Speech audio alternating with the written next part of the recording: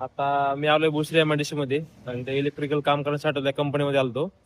तर आपलं महावितरण डिपार्टमेंट किती एकदम काळजी घेत आहे बघा.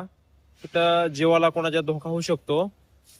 हा एमएससीबीचा हा डीपी बॉक्स हा उघडच आहे आणि इथून हा एमआयडीसीचा भाग आहे. हा नामवंत एमआयडीसी भोसरी एमआयडीसी. आणि महावितरणचं तुम्ही जर 2 दिवस लाईट बिल नाही भरलं ना तर तिसऱ्या दिवशी लोक लाईट तुमची कट करतात.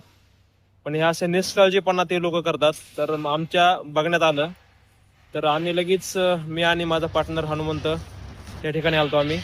तर त्याला म्हणलं चल कोणाचा तरी जीव जाईन.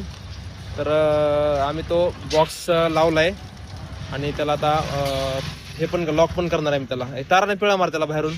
कारण की हा जर डीपी बॉक्स उघडा असेल तर ह्याच्यामध्ये 440 करंट आहे.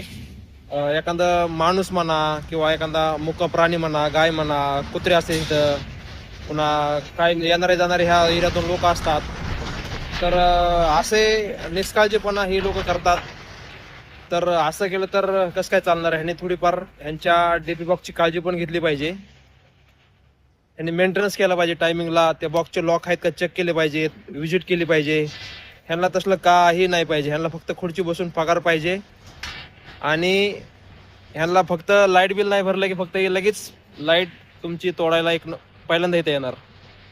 पण हे असं जर कुठं डीपी बॉक्स उघडा असेल आणि आमच्या जर नजरेमध्ये आलं तर आम्ही नक्कीच एखाद्याचा जीव जाऊ नये म्हणून आम्हीच प्रयत्न करतो. तर चला मित्रांनो, मी अशोक ब्लॉग्स वीज मित्र वायरमन. लाईक करा, फॉलो करा आणि शेअर करा. ठीक आहे, चला भेटूया पुढच्या नेक्स्ट ब्लॉग मध्ये. थँक्यू मित्रांनो.